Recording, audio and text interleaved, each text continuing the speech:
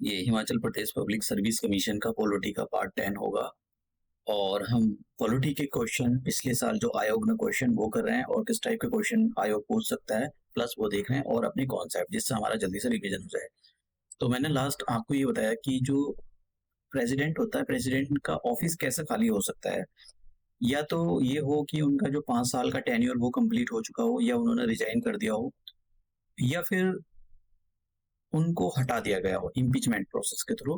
ठीक है, कि वायलेशन ऑफ द कॉन्स्टिट्यूशन शब्द लगाकर उनको हटा दिया हो या फिर उनकी डेथ हो गई हो या फिर उनका जो अदरवाइज का मतलब ये होता है कि कोई भी दूसरा रीजन हो सकता है कि जैसे सुप्रीम कोर्ट ने उनके इलेक्शन को डिस्क्वालिफाइड कर दिया, नल एंड वॉइड कर दिया है, तो उनका जो इलेक्शन था वो नल एंड वॉइड हो गया है। तो इस केस में अभी ये जो पहला वाला रीजन है कि भाई उनका 5 साल का टेन्योर कंप्लीट हो गया, तब तो इसमें होता ये कि 5 साल का टेन्योर होने से पहले पहले इलेक्शन को कंडक्ट कराया जाता है। ठीक है, 4 साल 2 मंथ जो भी जो है इलेक्शन कमीशन को लगता है। अगर रिजाइन कर दे या उनको इम्पीचमेंट के थ्रू हटा दे, उनकी डेथ हो जाए या फिर उनका इलेक्शन ही डिस्क्वालिफाइड हो जाए, तो इन बाकी के केस में जो प्रेसिडेंट है वो सॉरी जो वाइस प्रेसिडेंट है वो प्रेसिडेंट का काम करते हैं। और वो कितने दिन कर सकते हैं, देखिए अगर मान लो ये वैकेंसी है तो इस वैकेंसी में तो नहीं काम करेंगे कि जो उनका 5 साल का टेन्योर ही कंप्लीट हो गया। लेकिन अगर उन्होंने रिजाइन कर दिया, उनको हटा दिया गया, उनकी डेथ हो गई है या फिर उनके जो इलेक्शन है उनको सुप्रीम कोर्ट ने गलत ठहराया है, तो इस केस में ये बोला जाता है कि भैया आपको आज वैकेंसी खाली हुई है तो विद इन 6 मंथ के अंदर आपको इलेक्शन कराने हैं। और मैक्सिमम वाइस प्रेसिडेंट 6 मंथ के लिए ही प्रेसिडेंट बन सकते हैं। ये बात याद रखने की जरूरत है, केवल इन्हीं केस में, चारों केस में, 1 2 3 4, ठीक है, लास्ट के 4 केस में ही वाइस प्रेसिडेंट मैक्सिमम 6 के लिए तो ऐसा हो सकता है कि 6 मंथ के अंदर वैकेंसी कंप्लीट करा दी और उससे पहले पहले ही जो है उनको हटा 2 मंथ में ही सारा काम कंप्लीट हो जाए। फिर तो जल्दी से जो नया प्रेसिडेंट जीत का आया है उसको फुल टाइम प्रेसिडेंट रहेगा। ऐसा नहीं कि मान लो कि जैसे कि कोई 5 साल के टेन्योर के लिए प्रेसिडेंट बना था लेकिन 2 साल में ही उसकी डेथ होगी, तो 3 साल जो रिमेनिंग बचे वो जो नया प्रेसिडेंट आएगा वो 3 साल ही रहेगा, नहीं वो फुल टाइम रहेगा, 5 साल रहेगा। ये बात यहाँ पर याद रखने की जरूरत है क्योंकि यहाँ से क्वेश्चन पूछे गए हैं। तो अब ये यहाँ पर जैसे मैंने यहाँ पर बताया कि अगर वैकेंसी उनका टेन्योर 5 साल का एक्सपायर हो रहा है तो जल्दी से जल्दी उसको भरा जाएगा। अगर उनकी वैकेंसी उन्होंने रिजाइन कर दिया, उनको हटा दिया गया, डेथ होगी या उनके इलेक्शन को नल एंड वॉइड कर दिया, तो 6 मंथ के अंदर उनकी वैकेंसी को भरना होता है। 6 मंथ के अंदर इलेक्शन कमीशन इलेक्शन कंडक्ट कराता है और इलेक्शन में कौन पार्टिसिपेट करता है ये मैंने आपको बता दिया। नया जो प्रेसिडेंट आएगा वो पूरे 5 साल ऑफिस में रहेगा। ठीक है, और इसी केस में ये जो 4 केस है, रिजाइन, रिमूवल, डेथ और अदरवाइज, इन्हीं केस में वाइस प्रेसिडेंट को प्रेसिडेंट बनाया जाता है। अगर वाइस प्रेसिडेंट की पोस्ट खाली पड़ी है तो चीफ जस्टिस को बनाया जाएगा, चीफ जस्टिस को प्रेसिडेंट बनाया जाएगा। लेकिन चीफ जस्टिस की भी पोस्ट खाली पड़ी हुई तो सीनियर मोस्ट जज जो होगा सुप्रीम कोर्ट का उसको प्रेसिडेंट बनाया जाएगा। ये यहाँ पर याद करने की जरूरत है क्योंकि आयोग ने इस टाइप का क्वेश्चन पूछा है। तो मैंने यहाँ पर ये सारी चीजें बता रखी है कि, और एक मैंने जैसे कहा कि 6 अगर रिजाइन कर दिया, उसकी डेथ होगी, इम्पीच कर दिया, अदरवाइज हो गया, तो वो केवल 6 मंथ के अंदर इलेक्शन कंडक्ट कराने पड़ते हैं। और वाइस प्रेसिडेंट या चीफ जस्टिस ऑफ इंडिया या सीनियर मोस्ट जो जज होता है वो केवल मैक्सिमम 6 मंथ के लिए ही प्रेसिडेंट बन सकता है। देखिए यहाँ पर question, if the post of the vice president of India is vacant at the time of resignation, demise, उसकी डेथ होगी, of the president, who among the following assumes the charges of the office of the vice president की post खाली पड़ी है तो कौन charge को assume करेगा? Chief justice of India. लेकिन चीफ जस्टिस ऑफ इंडिया की भी पोस्ट खाली पड़ी हुई तो फिर कौन करेगा? सीनियर मोस्ट जज ऑफ द सुप्रीम कोर्ट। तो आंसर कितना हो गया? डी हो गया। यहाँ पावर देख लेते हैं सुप्रीम उसकी प्रेसिडेंट की। तो देखिए पावर को अलग अलग हेड में डिवाइड किया गया था। तो पहले एग्जीक्यूटिव पावर का मतलब ये होता है कि जितनी भी बहुत सारी पावर है, इसकी मैंने रखी नहीं है, जो मुझे लगा इंपॉर्टेंट है वहां से क्वेश्चन आ सकते हैं। जैसे प्राइम मिनिस्टर, और प्राइम मिनिस्टर की जो काउंसिल ऑफ मिनिस्टर होती है उनको कौन अपॉइंट करता है? प्रेसिडेंट अपॉइंट करते हैं।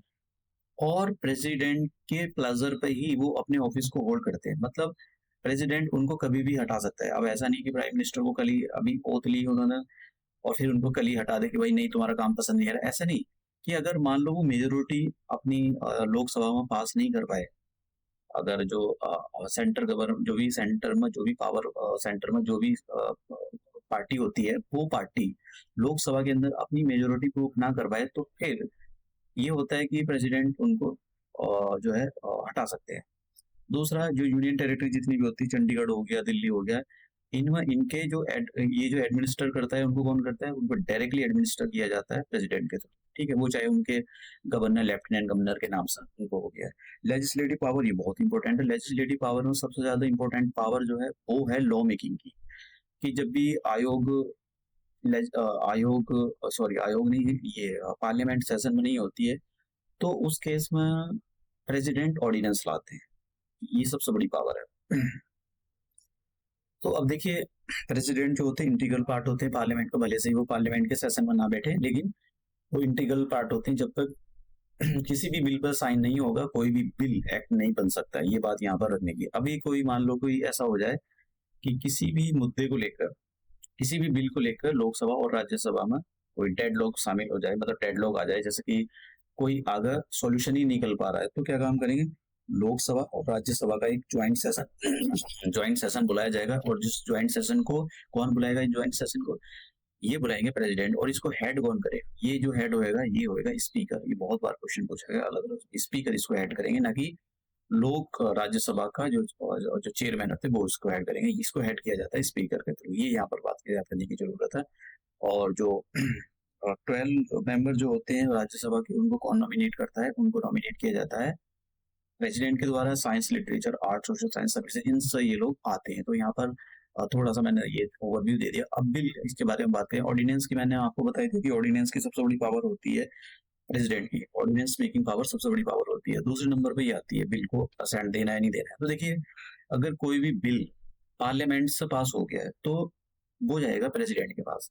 अब प्रेसिडेंट हो सकता है कि उसको अपना सिग्नेचर कर दे। ठीक है, सिग्नेचर कर दिया, असेंट दे दी, भैया वो बिल जो है एक्ट बन गया।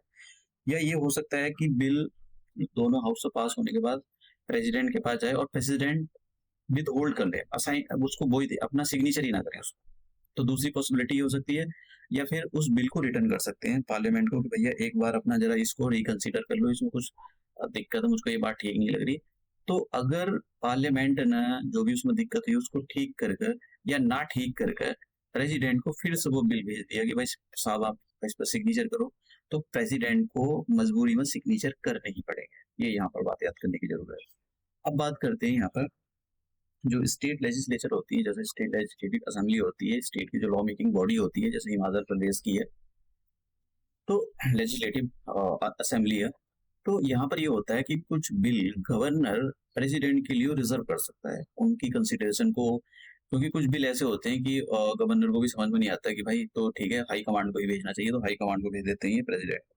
अब प्रेसिडेंट ये हो सकता है कि जो बिल स्टेट गवर्नमेंट का प्रेसिडेंट के पास भेजा गया है कि भाई आप इस पर अपनी असेंट दे दो, तो हो सकता है प्रेसिडेंट अपनी असेंट दे दे। या ये भी हो सकता है कि प्रेसिडेंट अपनी असेंट ना दे, मतलब अपना सिग्नेचर ना करे। या ये भी हो सकता है कि प्रेसिडेंट वो जो बिल आया है उस बिल को फिर से डायरेक्ट कर दें, उसको दे दें गवर्नर को कि भाई देखो इसको जो है फिर से ठीक कराओ, इसमें कुछ गलती है। तो वो गवर्नर के पास जाएगा, गवर्नर जो है उस लॉ मेकिंग बॉडी की जो जिस भी स्टेट की होगी उसको दे देगा, भाई इसमें ये ठीक कर लो, ऐसा प्रेसिडेंट ने बोला है। तो फिर अगर मान लो उस जो स्टेट की लेजिस्लेटिव असेंबली है उसने उसके अंदर कोई जो भी सब्स्टिट्यूशन किया और फिर से उसको जो है गवर्नर को दे दिया, और गवर्नर जो है उसकी असेंट के लिए उसने प्रेसिडेंट को दिया, तो प्रेसिडेंट के ऊपर कोई कंपल्सरी वो दे भी सकता है, नहीं भी दे सकता असेंट। दोबारा बिल पास होने पर भी प्रेसिडेंट के ऊपर कोई ऐसा कंपल्सन नहीं होता है कि वो स्टेट जो गवर्नमेंट होती है, स्टेट गवर्नमेंट को क्या जो बिल होता है उसको उस पर अपने सिग्नेचर कर भी सकता है, नहीं भी कर सकता है। लेकिन जो पार्लियामेंट से बिल पास हो गया है और एक बार जाने के बाद प्रेसिडेंट ने फिर से रिकंसिडरेशन के लिए भेज दिया कि भाई आप इसको एक बार सोच विचार कर लो, और फिर से पार्लियामेंट ने उसको पास करके भेज दिया है, तो फिर तो प्रेसिडेंट को देना पड़ता है। लेकिन ये स्टेट गवर्नमेंट के केस में नहीं होता है। तो यहाँ पर ये बात फाइनेंशियल पावर बड़ी पावर होती है। देखिए, जितने भी मनी बिल इंट्रोड्यूस किया था तो पहले परमिशन ली जाती है प्रेसिडेंट से बोला जाएगा, प्रेसिडेंट बोलेगा ठीक है ये मनी बिल है। मनी बिल का मतलब हम देखो, मनी बिल को बहुत क्वेश्चन पूछे हैं, बहुत ज्यादा। तो ये आर्टिकल भी हम देखेंगे, 110 आर्टिकल, फाइनेंशियल बिल भी देखेंगे, तो सारे देखेंगे हम। तो पहला क्या होते हैं वो बाद में बात करेंगे। पहले मनी बिल जो होता है, मनी बिल पर पहले परमिशन लेनी पड़ती है प्रेसिडेंट, तो प्रेसिडेंट परमिशन दे देता है पार्लियामेंट को, जो सरकार होती है सरकार को देगा, पार्लियामेंट को नहीं देगा, क्योंकि पार्लियामेंट का काम नहीं होता है। सरकार जो सेंट्रल गवर्नमेंट होती है उसका काम होता है, उसको पावर दी जाती है, क्योंकि जो अगर आपको अपनी सरकार चलानी तो पैसे चाहिए ना, तो फिर बोलेगा भाई ठीक है मनी बिल है, तो फिर मनी बिल जो है उसको लोकसभा में इंट्रोड्यूस किया जाता है, डिस्कशन होता है, फिर उसको पास कर दिया जाता है। तो वो हम आगे देखेंगे जब पार्लियामेंट सेंस पढ़ेंगे, तो फिर उसको इन पर सिग्नेचर के लिए भेज दिया जाता है कि भैया ये बताओ कि जो प्रेसिडेंट सिग्नेचर कर दो। सिग्नेचर उसको रिटर्न नहीं कर सकता है, क्योंकि वो बिल ही जो प्रेसिडेंट ने भेजा था तो उनको सिग्नेचर ही करने पड़ते हैं अपने। एक बात याद करने की जरूरत है कि मनी बिल, अगर कोई बिल है, ये कुछ भी नहीं है, ये कुछ भी नहीं है, बिल बिल है बस ये। और इस पर ठप्पा लग गया किसका? स्पीकर का। स्पीकर ने बोल दिया भाई ये मनी बिल है, स्पीकर ने बोल दिया, स्पीकर ने ये बोल दिया कि ये जो बिल है ना ये मनी बिल है, तो भैया वो मनी बिल ही होगा। ये बात याद करने की जरूरत है। अपोजिशन पार्टी आए दिन क्या बोलती रहती है कि यहाँ पर डिक्टेटरशिप आ गई है, कॉन्स्टिट्यूशन को खत्म कर दिया है, तो इसका मतलब यही होता है कि कुछ लॉ ऐसे थे जिनको डिबेट डिस्कशन होना था दोनों हाउस के अंदर, लेकिन मनी बिल के नाम से उनको लोकसभा में पास करवा दिया गया था। ठीक है, तो इसलिए वो बोलते रहते हैं कि भैया ये जो हमारा, हाँ कोई भी अगर ग्रांट देनी होती है भैया, बिना प्रेसिडेंट के परमिशन के आप ग्रांट नहीं दे सकते हो। लोगों को कुछ दान वान देना होता है, मतलब जो भी कुछ ग्रांट में पैसा देना था नहीं दे सकते स्टेट गवर्नमेंट किसी को भी। जुडिशियल पावर ये हम डिटेल से पढ़ेंगे। जुडिशियल पावर ये होती है कि जितने भी चीफ जस्टिस हो गया, सुप्रीम कोर्ट के जज हो गए, हाई कोर्ट के जज हो गए, उनको सभी कौन अपॉइंट करता है? प्रेसिडेंट अपॉइंट करती है। ठीक है, अब प्रेसिडेंट सुप्रीम कोर्ट से कोई अगर मान लो उनको कोई समझ कोई लॉ वगैरह तो नहीं पढ़ रखा उन्होंने, अब उनको कोई क्वेश्चन पूछना है सुप्रीम कोर्ट से कि भैया इसमें क्या करना चाहिए, तो सुप्रीम कोर्ट से वो क्वेश्चन पूछ सकते हैं, कोई डिस्कशन कर सकते हैं, एडवाइस ले सकते हैं। लेकिन जो सुप्रीम कोर्ट से दी गई एडवाइस है वो प्रेसिडेंट के ऊपर बाइंड नहीं होती। ऐसा नहीं कि उसी एडवाइस को मानना है, बस ले सकते हैं। पार्डनिंग पावर मैं अभी आपको बताऊंगा। पार्डनिंग पावर जो है आर्टिकल 72 के अंदर प्रेसिडेंट को पार्डनिंग पावर दी है। इसमें सेपरेट लेक्चर लाऊंगा, फाइनेंस बिल हो गया, बहुत कुछ चीजों का तो अलग ही लाना है मुझको, क्योंकि क्वेश्चन काफी बार पूछे गए। तो बस याद कर लेना, आर्टिकल 72 के अंदर प्रेसिडेंट को पार्डनिंग पावर दी गई है। दूसरा डिप्लोमेटिक पावर, तो देखिए जितने भी इंटरनेशनल ट्रीटी होती है, एग्रीमेंट होती है, वो सब प्रेसिडेंट के नाम पर से प्रेसिडेंट के नाम पे ही उनको साइन किया जाता है। देखो यहाँ पर question, which article of the Indian constitution mention about the president's power pardoning power, तो आर्टिकल 72 अनुच्छेद 72। ठीक है, मिलिट्री पावर, जो प्रेसिडेंट होते हैं सुप्रीम कमांडर होता है डिफेंस फोर्सेस, और जितने भी इनके चीफ होते हैं आर्मी के, वो नेवी के हो, इनको यही अपॉइंट करते हैं। तो यहाँ पर ये बात याद है, वॉर कॉन्क्लूड करना है या कुछ भी करना है, वो डिक्लेयर करना है, ये सब प्रेसिडेंट करता है। वो अप्रूवल का विषय होता है, अप्रूव कराना पड़ता है। इमरजेंसी पावर, इसको भी सेपरेट लाऊंगा, बस नाम याद रख लेना कि इमरजेंसी को कौन करता है? प्रेसिडेंट। वो सारा प्रोसीजर होता है बैकग्राउंड में कि भाई ऐसा नहीं कि आए दिन प्रेसिडेंट उठे एकदम कह दिया कि भाई आज तो ये फाइनेंशियल इमरजेंसी लग गई है, या प्रेसिडेंट रूल लगा दिया है, नेशनल इमरजेंसी लगा दी है।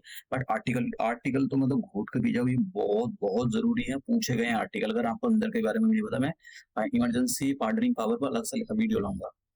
देखिए यहाँ पर, who amongst the following is the empowered to declare the emergency under president? समझ गया, प्रेसिडेंट के पास पावर होती है। और यहाँ पर ये क्वेश्चन है कि हाँ, who presides over the joint sitting of the parliament? तो प्रेसिडेंट ही करता है यहाँ पर।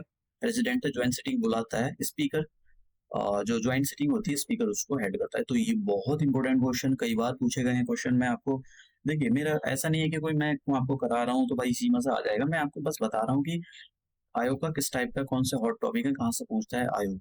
तो आप जब भी रिवीजन करो जल्दी जल्दी, मतलब ऐसी चीजों को स्किप ना करो आप, क्योंकि ये जैसे ये हो गया, ये वाली पावर होगी, जैसे मैंने आपको बताया ये बिल वाली पावर होगी उसकी, और इमरजेंसी पावर होगी, पार्डनिंग पावर होगी, ये बहुत इंपॉर्टेंट पावर है प्रेसिडेंट की। तो अब हम अपने नए लेक्चर में नए क्वेश्चनों के साथ मिलते हैं, अपना लेक्चर यही समाप्त करते हैं।